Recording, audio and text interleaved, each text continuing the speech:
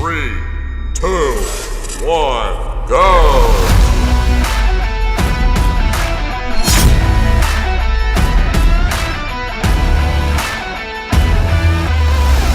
What is going on, everybody? My name is Josh, and welcome back to Nerd Legion with my homies. Jose. Nathan. And let's get into the podcast this evening. Our top story for right now. And I believe Nathan was anxious to say this. I'll pass the mic off to him. But the last DLC of Smash has been released. So, Revealed. Not technically not released yet. A couple more days for that. But yeah, it is Sora from Kingdom Hearts. How incredible was that? He actually won the Smash ballot, believe it or not. Damn. I kind of believe that because Sora was very amped to play in Smash. And at first I was like, wait a minute. Isn't Sora from Kingdom Hearts, Disney? yeah. Yeah. Like I knew that he was from Kingdom Hearts, but like, isn't there supposed to be a contract bind with Disney? And I thought Nintendo and Disney aren't really on good terms. Or maybe it's just me. Maybe I was behind on something. The fact that they are at least compromising with Sora, which is it's a big thing. So they must have had to go through a lot of paperwork to do this, right? Based on what I understand is that for like an actual copyright of the character, Sora is a Disney character, but not in the traditional sense. Right. So basically, he is a Disney character, but Disney cannot use him freely for like anything. They can't just use him in marketing for their purposes. Right. He's both a Disney and Square Enix character, and also the creator of Kingdom Hearts. His name currently escapes me, but essentially there are three parties that have ownership over Sora, and Disney and Square Enix are like only two of them. So let's say yep. So I was definitely surprised to see him revealed. I really did not expect it. So hypothetically, if out of the three would have to agree to have this done for it to work. So like a majority. All three had to agree. Oh, that makes sense. Yeah. Well, that's still really good. The fact that they agreed to have him in there. So yeah. Because think about it, like they all had to approve, especially Disney had to approve of a character of theirs going into a fighting game where mascot characters beat the tar out of each other. You got to imagine, and like they actually got the Mickey Mouse like symbol in the game. I can't believe that. Like I can't imagine how much money they would have had to pay to Disney to get that in. Yeah. Yeah. I've seen like fan edits where it was like somebody impersonating Mickey Mouse's voice writing a letter, and he was like, please see your bill. And then Sakurai going like, what?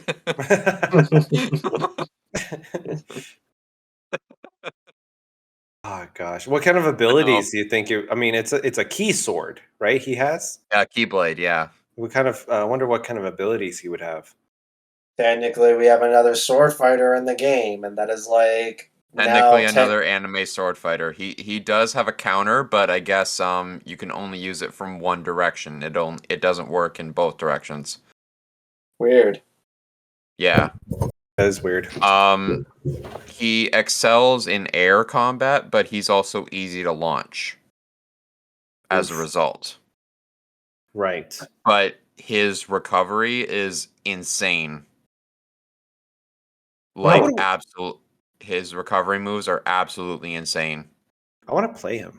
I want to see how that he is. Because my two was always Pit and Meta Knight, right? Yep. So I want to see if he because he looks cool. Sora looks really cool. Yeah. I remember like over the years, like so many people were saying, "Oh, it'll never happen because you can't have him in the game without Donald and Goofy." And it's like, okay, realistically, I even like thought this at the time, like long before Sora actually got in. It's like even if Sora did get in, Disney is not going to let Goofy and Donald go into a video game where characters beat the tar out of one another. Yeah. Like they're not going to let that. They will say and no. Yeah. You can have Sora, but you're not having Donald and Goofy join the battle. Can you? Can you? Aha! Oh god. The But way no, he what do you? fights. How do you guys feel about Sora being the final character? I think it's cool, honestly. I mean, the fan base is huge. Is Oh huge. yeah, The amount of people that were excited to have Sora. Oh my god, the amount of reaction videos I've seen. Whew. Mhm. Yeah, like yeah, I would say that Sora is actually kind of a shock. I didn't expect they were actually going to do it. I thought it was going to be a one in something shot that it's not really going to happen, but they proved me wrong there. yeah, But like the thing is that like I was hoping to at least like show like characters like Spyro, Crash Bandicoot, um, Yeah, true. or maybe like Rayman from Rayman Legends, of like just like a little bit more of a characters that we feel like could be more fitted for Smash. I think Sora is a good fit for Smash. I'm like like don't get me wrong. I just think like all the hype build up, like it just didn't quite land in the right note for me. I was hoping that they would actually like amp it up more with the reveal, Mhm. but it just kind of felt like a little flat, like in my opinion. Like like, don't get me wrong. Like Sora, great finale character to show up in the end. I just didn't think. I just didn't think there was enough hype for it. That's just what my problem was. Yeah. It's I think fair. yeah. I think the reveal itself worked. Like I understand like maybe it wasn't your thing, right? Not everyone was happy about it. A lot of people were. Um, I was A more lot of so in the people. middle because like Kingdom Hearts itself, I find is very hard to get into in terms of its story because let me tell you, its Mhm. story is insane. Mm-hmm. Part of the Insane in part what of way? part of the problem over the years was so you had the first Kingdom Hearts, okay? It was on the PlayStation 2. You then had um what felt like side games come out that people kind of ignored for two reasons. One, because they didn't think it added much to the story, so they skipped it, but also they were on different platforms, like Okay. aside from the PlayStation 2. Okay? So then they find out that the story is important in those games and it leads into the stuff with Kingdom Hearts 2, which was again on the PlayStation 2, and being like, well, I missed all that story. Now I'm lost. And that's a Oh. problem that persists throughout the whole series, basically. So right now, I'm playing through Kingdom Hearts 3. I have no idea what's going on with the story, and at this point, I don't personally care Mm-hmm. because I can't even begin to try to understand it, even though we have the HD remixes that include all of the story content to catch you up on what's going on. But even when you are caught up, at least I find like when you even when you read a synopsis of what's going on, it's still really hard to understand, at least in my opinion.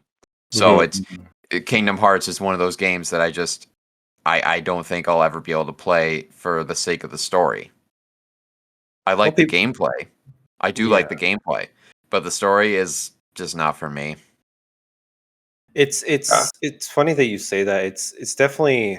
I'm in a very similar boat personally, where it looks intriguing. It's not a game that I would play personally, but I mean, again, for anybody who's listening, it's personal preference, right?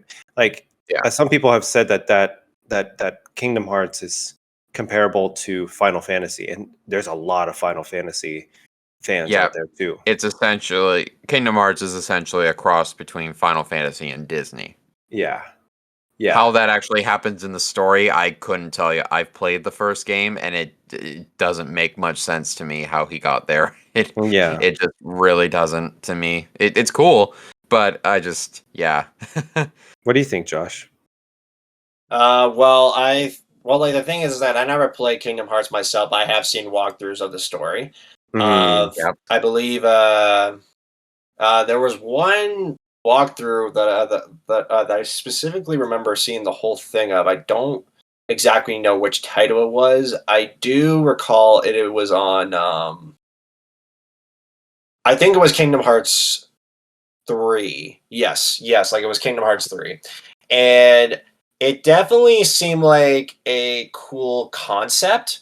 I just think that like having a original character exploring like exploring different worlds with a bunch of Disney characters is kind of like a interesting concept because it reminds me of a childhood Disney game of like where my little sister got to play as a little girl who eventually becomes a Disney princess, but then they go in a bunch of different worlds where they meet all the classic Disney princesses like Ariel, Jasmine, Belle, Cinderella, all of that. That's how I saw Kingdom Hearts. I thought, okay, this is a good concept, Mm. and I think for um I think for Sora, like I want to see how he does in Smash, because I'm interested to see like if he's a good fighting character to play as. But Yeah. uh, I just think based off of what the trailer of what I see, I just don't think he'll be the most jacked character, but I don't think he's gonna be the most weakest, if that makes sense. That makes sense. I think he'll probably be So middle of the road. yeah, His so his recovery is insane though, so that'll be interesting to see some pro players tackle that. yeah, Um, but yeah, but in terms of how I feel about the reveal too, this might sound a little deep, but it does take me back to the whole thing. Like I think we said back uh a long ago in the first season was like it needing to be a character to tie it all together, and I think Sora for me is the character that ties it all together because Sora is kind of a character that has that like childhood innocence. Hmm. Um and it kind of takes me back to like I'm someone who grew up with both Nintendo and Disney. So to see Hmm. that shot of Sora shaking hands with Mario at the end of the full trailer is just so wholesome. It's really really cool, but like yeah, it just really brings me back to that, and it definitely brought a smile to my face. And I know for some people, like tears to their eyes, like some people were just like crying over his Yeah. reveal, and it's like, oh man, like mhm. that's how much the character means to them, right? So I understand it's not for everybody.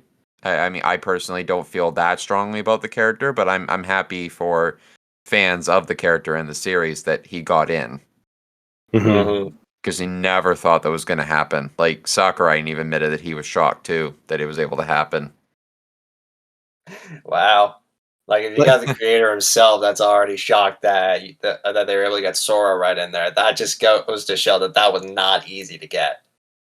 No, yeah, The fir- he's definitely proud, and like this is an awesome way to tie the series together. It feels like the end of an era because honestly, I don't think Smash will ever get as big as Ultimate was ever again. I just don't see it. See, yeah, Ultimate was huge. It's Oh huge. yeah, massive game. But like never say never. Like I mean, we the one before us in you know, this recent one it was good too, right? Like Brawl was great. Um Smash 4 was the one after, but oh before Ultimate. Yeah. right. So we're gonna It's see how that goes. un- unfortunately I think Smash 4 is kind of easy to forget about, like almost kind of like gloss Yeah. over. Do you find that, Josh? With Brawl, No, um, with Smash 4, oh, Smash like for 4? for Wii U and 3DS if you remember that. Yeah. Mm. I don't think it's really glossed over. I think it's more so, well, actually, correction. Like, I think it is to an extent, but it's like it's basically when you have the latest version, then it's actually. You know what? Like, I would say it is to an extent, and here's why. Because correct me if I'm wrong, but I think with Smash on the Wii U, and the DS one, um, wouldn't that keep in mind like that version is like right before the new one, which has like all of them together, right? Just want to make sure I'm not messing that up. You're right.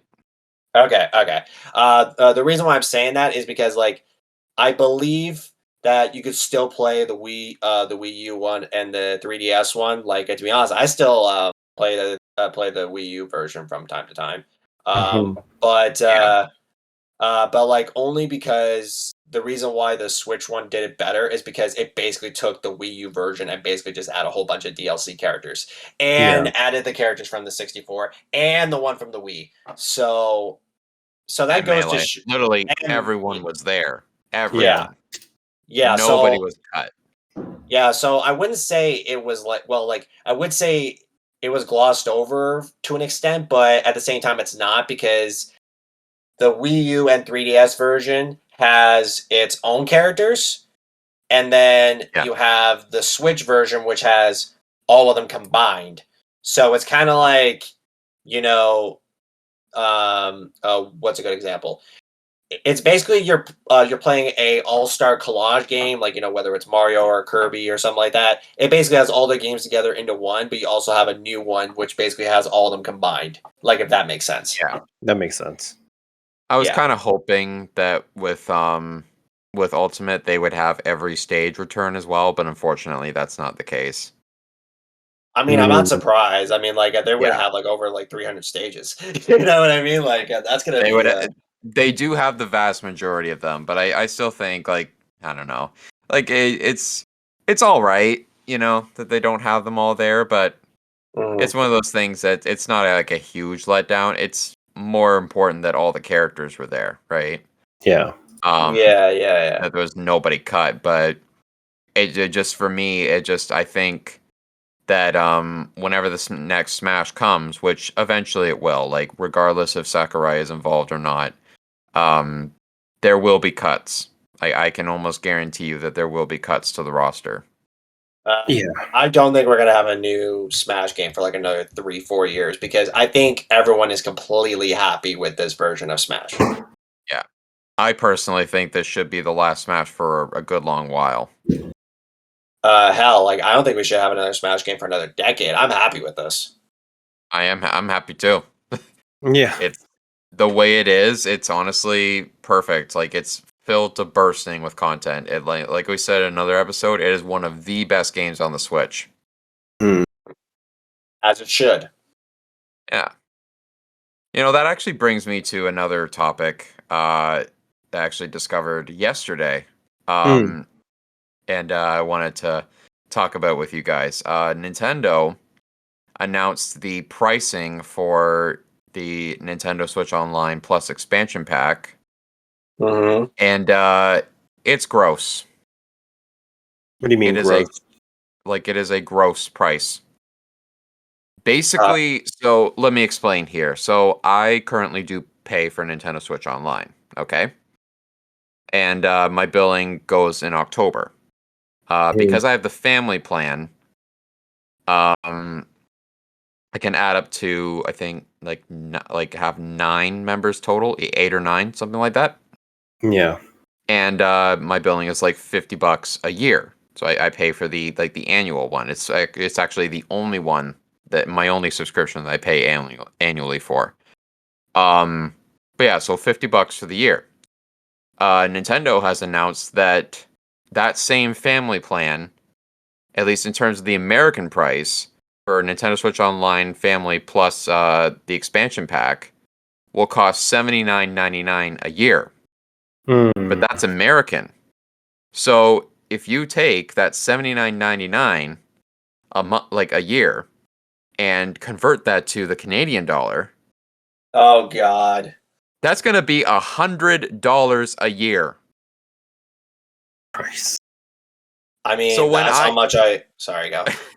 so when I realize that, I take one look at that and I'm like, no, I'm not paying for that. I'm not doing it because Nintendo is seriously overestimating how much Nintendo 64 is actually worth and like Sega Genesis. There are multiple other ways we could play these games.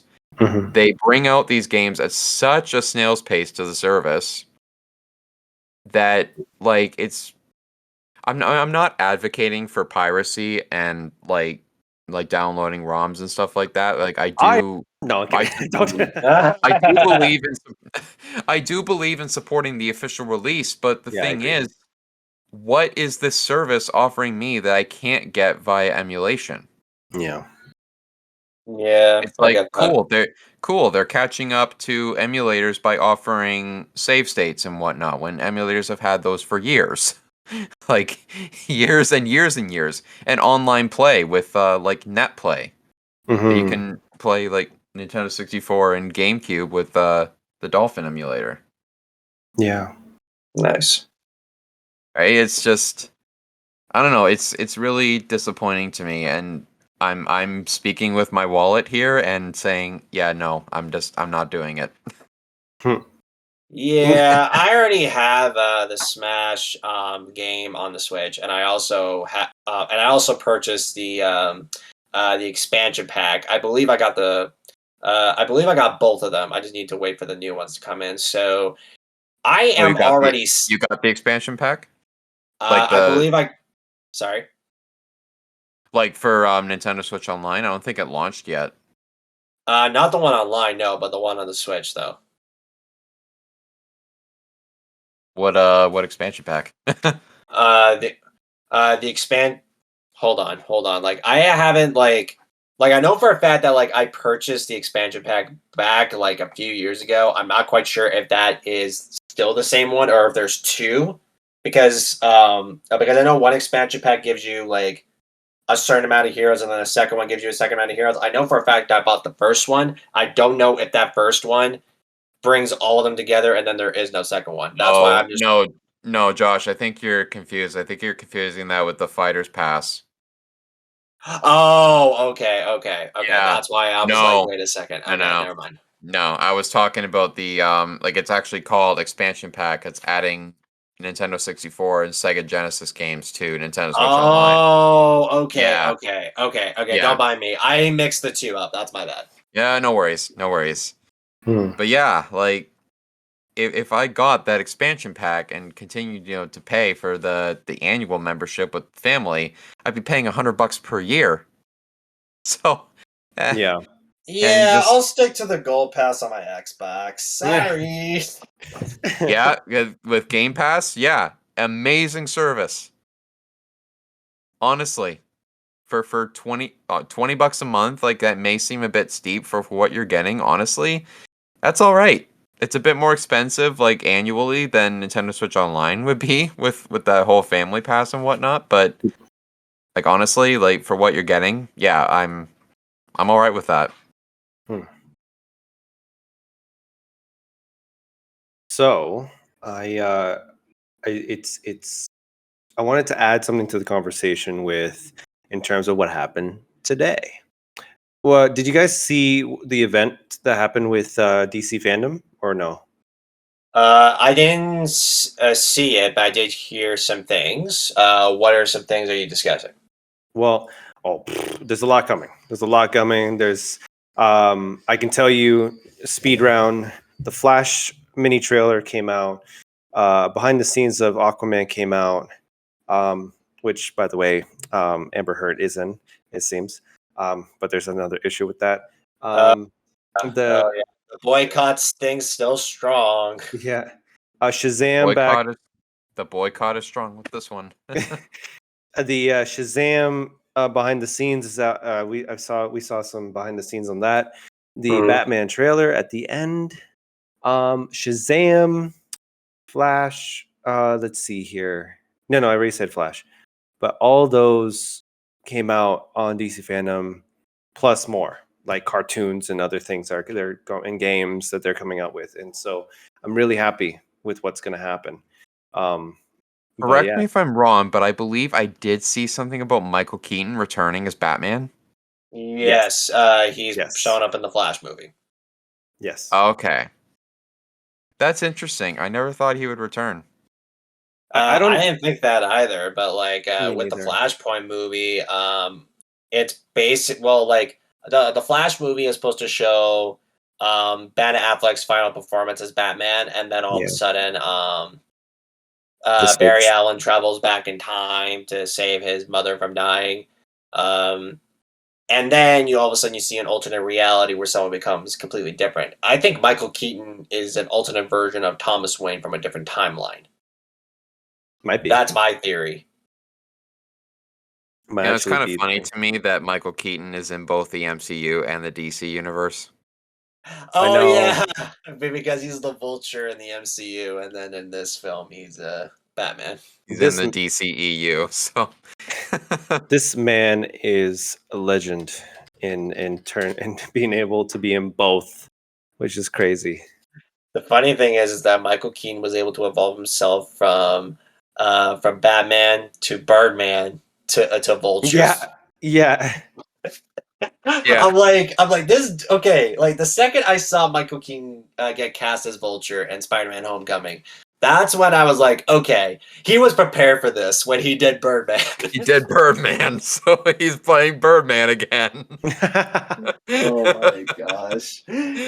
Like I'm telling you, like Michael Keaton, like anytime you see him, you see like a bolt. You see like a bunch of different characters. Like he's like one of those actors where it's just like you see his face, and then you see every movie that he's in is like an iconic gem, kind of like a Adam Sandler, where it's like you see him in every movie that he's in. You don't know what character he's gonna play, but you know he's just gonna be like throwing in some low slapstick comedy to a point where like everyone is just gonna laugh to forget the whole thing.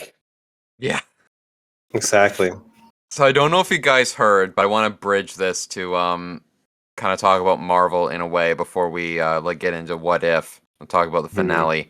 Yeah. But there was a recent fail with someone working on the new Into the Spider-Verse sequel. Oh. On their LinkedIn profile, okay, I don't know who this person is, I forget their name, but on their LinkedIn profile, they updated it to show like their like recent like work history, right? Like their updated work history. And in their work history, they listed the title of the Into the Spider-Verse sequel. What? And then later went back and changed it to be Untitled Spider-Man Into the Spider-Verse sequel. Oops. What?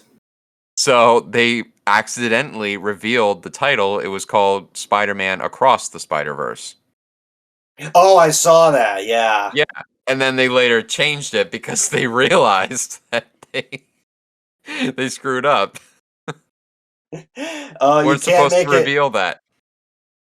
Oh man, I just love it when like, okay, like don't you just love it when executives behind a Spider-Man film they just fuck up to the point where fans are just like, "Ha, got it," and then like and then the executive producers are like, "Well, you fucked up now. You got to drop it."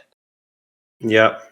I guarantee you, in the next few days, they're gonna reveal the actual title. Like they're in like a marketing thing or something. Maybe not a trailer, but at least like a post to say the official title is this, because they're gonna have to now. It's just Yeah, that's a whoops.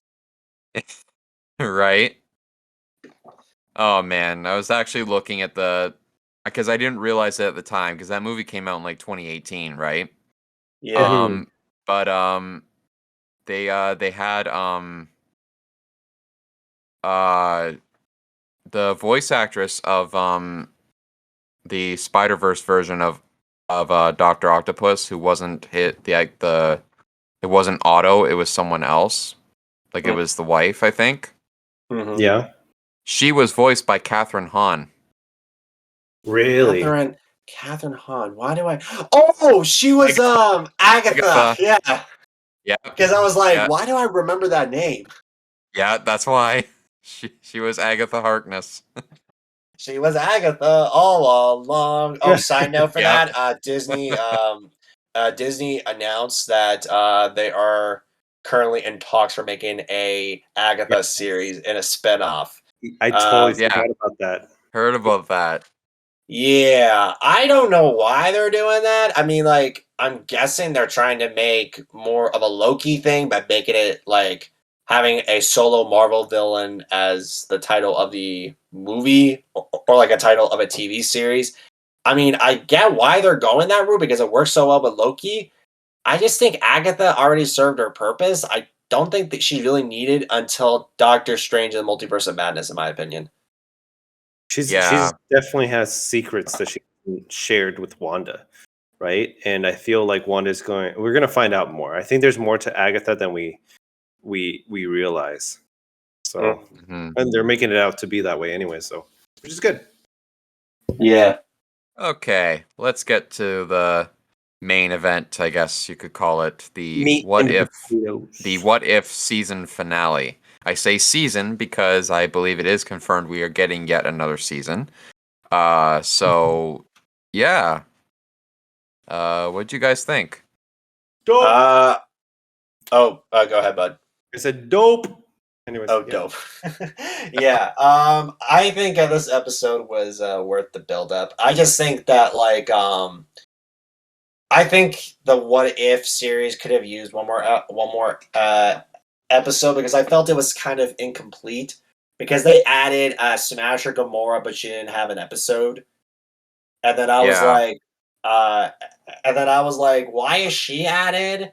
We don't really get to know her story. Like every single episode that they had from the What If series, from each main character, you have Captain Carter, you had T'Challa, Star Lord, you had Killmonger, you had Doctor Strange, you had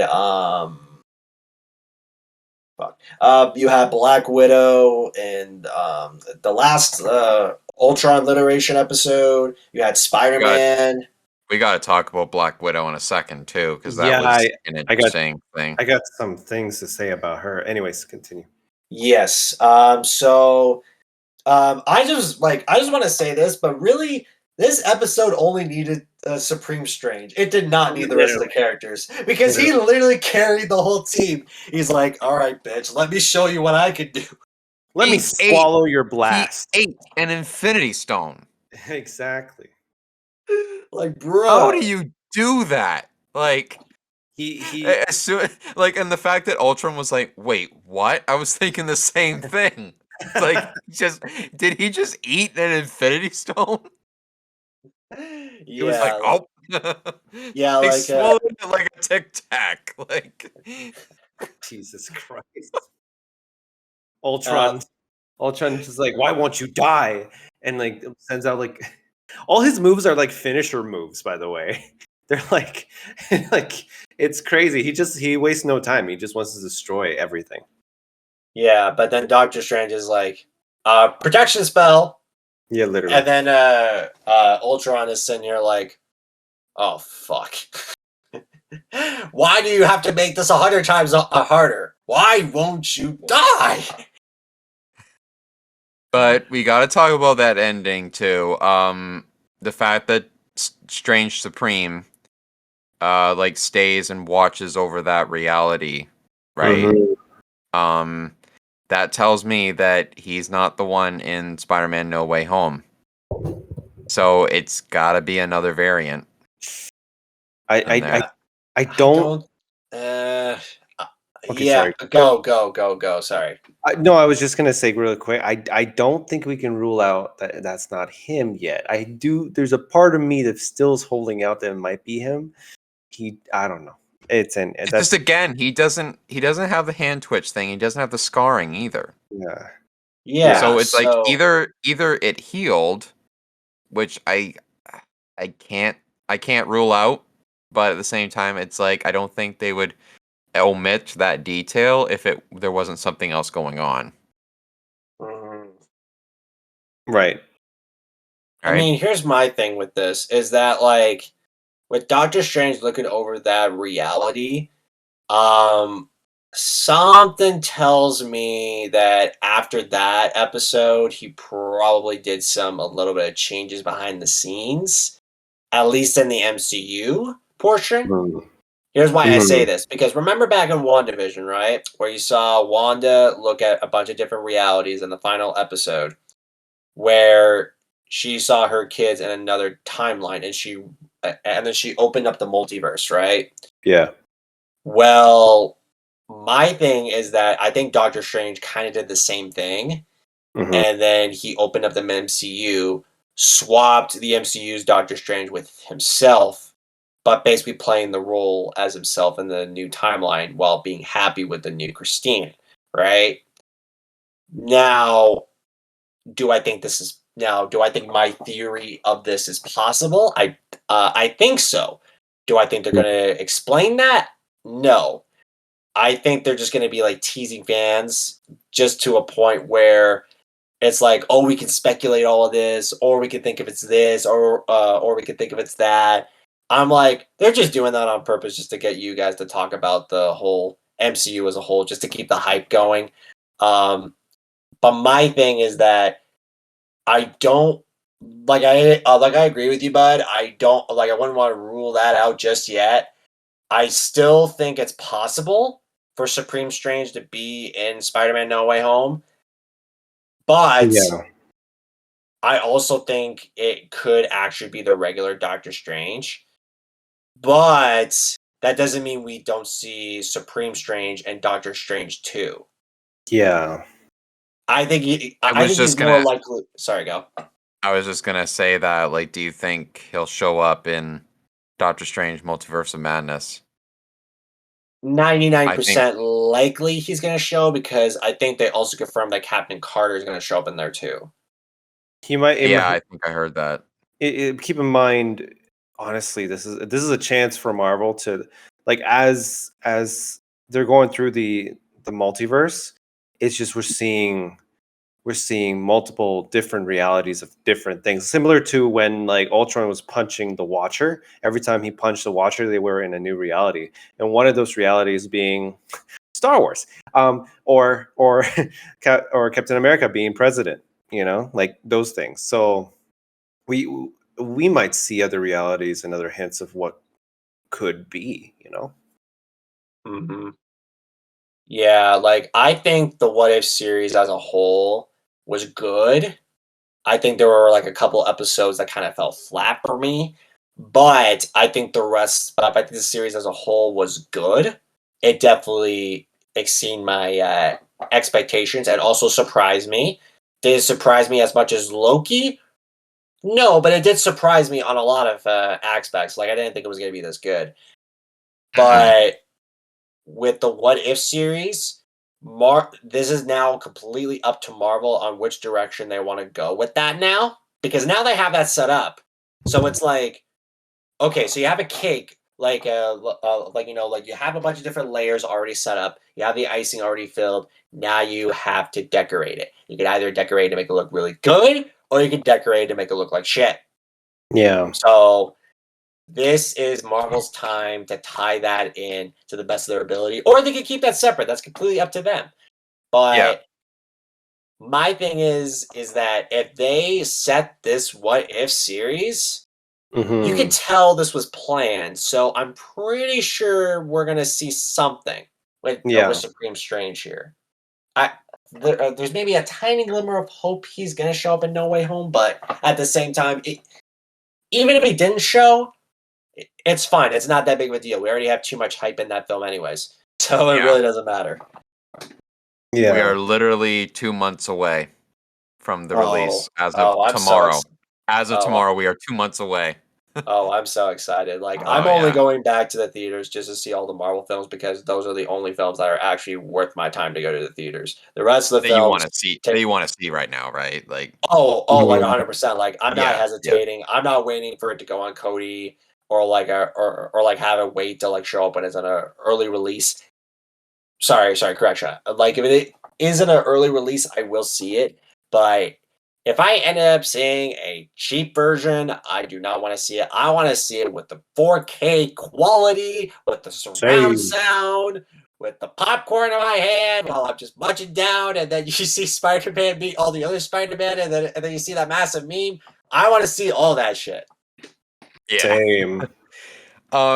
Yeah, so Black Widow. We gotta talk about that ending because the implications are strong. Yeah. Yeah, That whole like thing with a universe that lost its widow. I'm like, Really? did they bring her back to the main timeline? no, I No. think they brought her back from. Okay, so you remember in the What If series where all the Avengers got killed off by Yellow Jacket or Hank Pym? Yeah. There was a theory that that the Watcher put her back in that universe because I remember seeing only Captain Marvel and and Nick Fury showing up in that episode in that final part of the episode. So my thing is that I think they brought her back to that universe. So my Yeah. question is, why did the Watcher decide to put her into a universe easily, but basically said no to Doctor Strange for having him not go into another universe to make her happy? Basically, the Yeah. Watcher pulled a Doctor Fate. You know what I mean? Like it didn't Literally. just Yeah. like that made no sense at all. It's like, so you're willing to give Black Widow a new universe for Give no her reason a at happy all. ending, Yeah, but but not give Supreme Strange a universe where he could be happy, like in the MCU. Like that. I'm sorry, that didn't make sense to me. Mhm. like on one hand, Strange Supreme kind of had it coming because he Hmm. meddled with time and events, and Natasha did. And this version of Natasha didn't. Yeah. Not, not purposefully. She only did what she had to do because the Watcher brought her in, right? Because it had to be done to stop Ultron, right? Yes. Yes. Right. So I don't know, but yeah, there is an argument to be made that it's like, why couldn't you have done that for Strange Supreme, right? Like, Yeah. The Watcher. That's why the Watcher should not meddle. But he felt like he had to because of Ultron, right? But yeah, but looking into the comics, the more the Watcher meddles, he brings almost Armageddon, like with him. Like it's crazy. Like every single time, for him to be as involved as he is, I don't know. Like even him, he got so close to Strange. He should never have been that close. He did because he was yeah. like, ooh, you know, story time. In other Marvel news, we have Will actor Will Poulter has been cast as Adam Warlock for Guardians of the Galaxy Volume 3. Yes. Finally, Jesus Christ! I was like, where was he? Like, okay, look, Adam Warlock plays a key role in the Infinity War saga in the comics. Why the fuck was he not in the entire? Why was he not in the MCU? Like, Yep. like Yep. they had the opportunity to bring him into the first one. Okay, they want to focus on just the Guardians. Fine. They could have brought him into the second one easily. They could have brought him in for Infinity War. They didn't do that. They could Mm-hmm. have brought him in for Endgame. They didn't do that. I'm like, Yep. Marvel, why did you have to wait so long to bring him in? Everyone knows what he's used for. He's literally a killing machine to stop Thanos from using the Infinity Stones. But Yep. no. I'm guessing he You was stuck on the shower when all this happened. or he was stuck in the Comes out. What cocoon did I the miss? entire time. What did I miss? Oh, Everything. Oh my gosh. Like, it okay. kind of reminds me of the Eternals being like, with Adam Warlock just minding his own business, and then all of a sudden, like, Tony Stark sees him, and then he's like, "Hey, you look like you're very powerful. Why won't you stop him?" He's like, "I cannot intervene without the deviants involved." And then Tony Stark's like, "He looks like a fucking deviant to me." You know what I mean? Like, he could have just easily came in. That's just what's frustrating, but. Speaking of Overall, Eternals, I noticed Angelina Jolie is playing Thena, and she is the cousin of Thanos. Yes. Yes, she yes, is. yes. That is So, going to tie yeah. in some conflict. So what I understand, that is why they didn't get involved with Thanos attacking the Earth, because they were only told to attack when deviants, right? Not their own kind, right? Wait, did I get that Which wrong? Thanos Yeah. is a deviant, right? Because he has the deviant gene. Sorry, Right? yeah, he's Technically, but I think they were told that a lie by Athena just so that she can hide her identity of being Thanos' cousin. Well, the thing is, like, so with Thanos, apparently he is one of the Eternals. Well, not he's okay. Sorry. Okay. So what I understand, there was a group of Eternals that went to Earth because they were told by the Celestials. Okay. Another group of them went to a planet and cultivated a whole society where Thanos was born. Right. Yes. So Thanos is part of the Eternals tribe.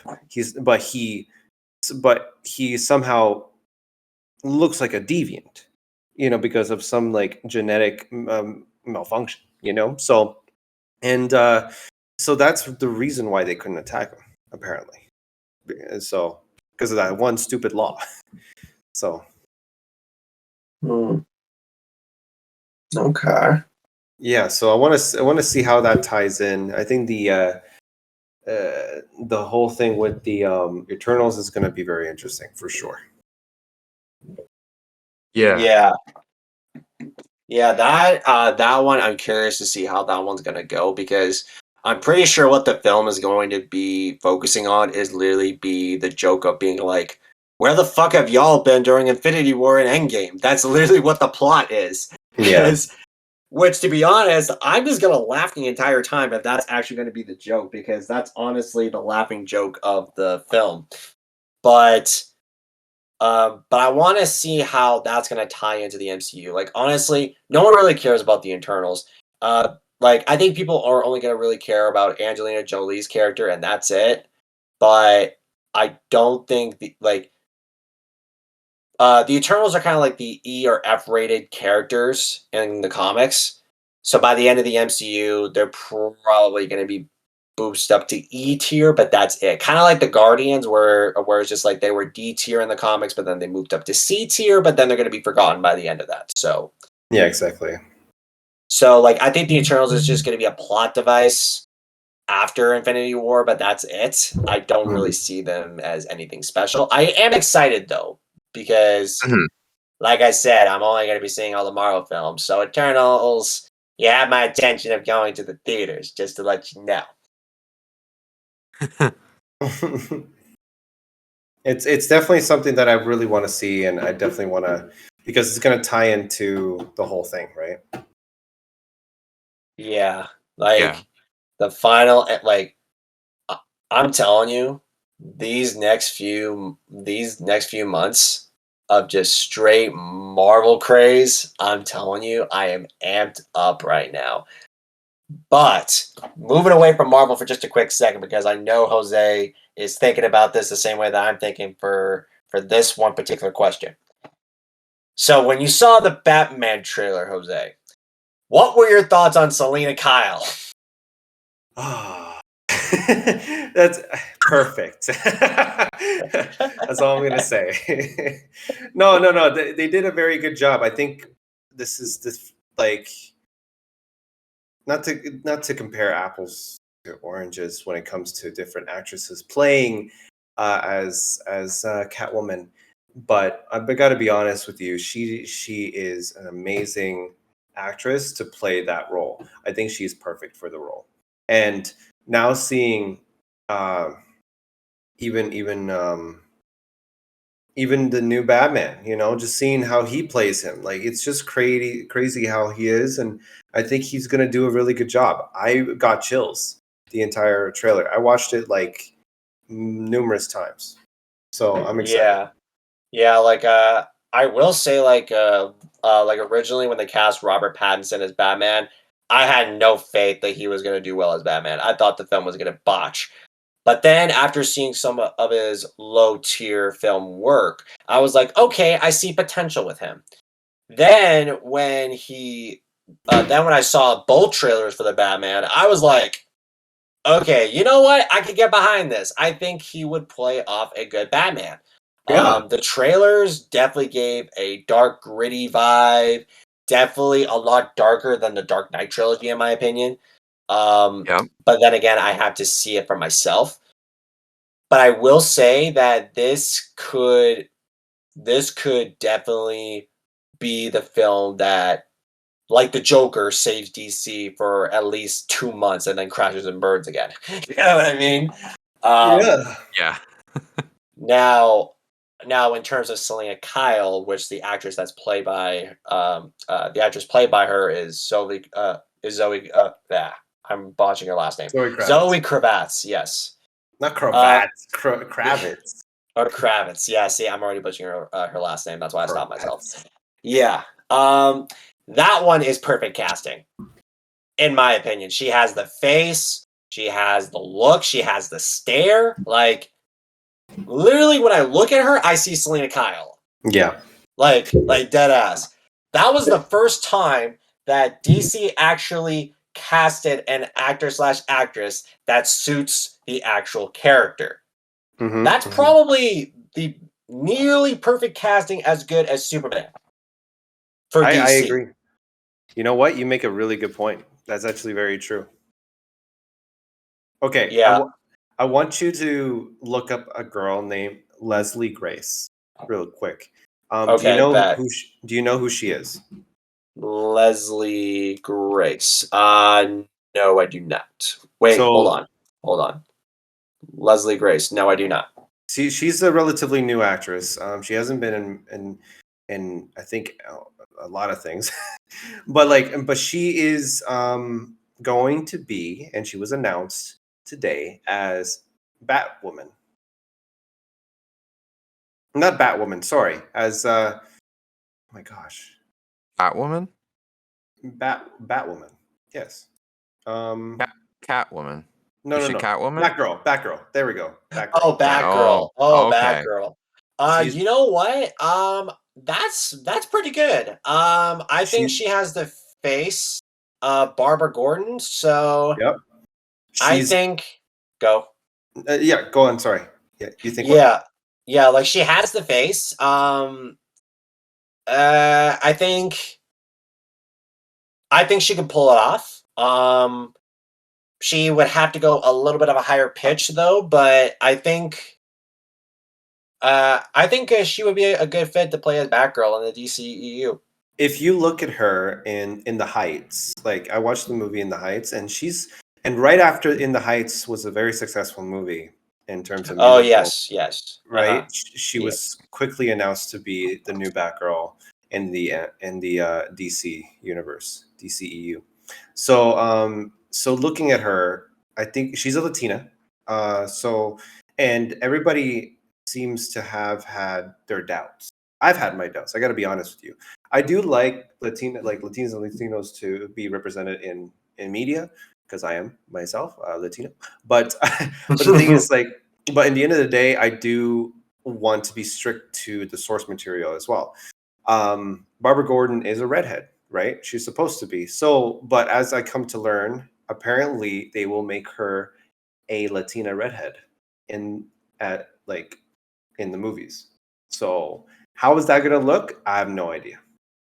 Well, I mean, if they're gonna make Ariel black with a bunch of red hair, like I'm pretty sure that they can make Barbara Gordon Good go point. with whatever they want, right? So it Good point. really like my thing is that like I don't really care. Like I don't really care if you race change a character. Just make sure the actor/actress plays it good. I Um, agree. Yeah, you're right. and I see Leslie can do well with it. And to be honest, I didn't even know she was Latina until you pointed out. So really, Mhm. again, it doesn't matter to me. Like I just looked at her face and I'm just like, okay, I kind of see it. But to be honest, like my brother for Halloween, he's not Polish, but like he dyed his hair white, so he's going up as the Witcher. You know what I mean? So Oh, it really nice. doesn't matter. It Oh. really doesn't matter on this like on the person's background to play a character. That's my point. So No, it I- doesn't. It really does not. I know what you're saying there, Nathan. Well, mostly for voice acting. Like for Yes. I honestly oh think yeah, when it comes to like live action, if you're doing a biopic about someone, like a biography, then yeah, the ethnicity of the person playing that person should be the same. It should be as close as you can possibly get to like having that actor play that real person. But for everything else, I don't see the problem. Yeah. Yeah. Who is there a problem here? No, sir, there is no problem here. Goodness. Yeah, but yeah, side note, I think she's hot and she would be good to play as Barbara Gordon. There you go. Thanks so much for listening, guys. It's been another long one. It's always good to do this. Sorry about the delay. Life happens and Thanksgiving happens. Here in Canada, we have Thanksgiving in October, not November. So so we just, had to have some time with our families, all that good stuff. But anyways, hope you have yourselves a good night, good day whenever you guys are watching this. I'm Nathan. Jose. And I'm Josh. And we'll see you guys in the next one. Bye-bye. See ya. Bye.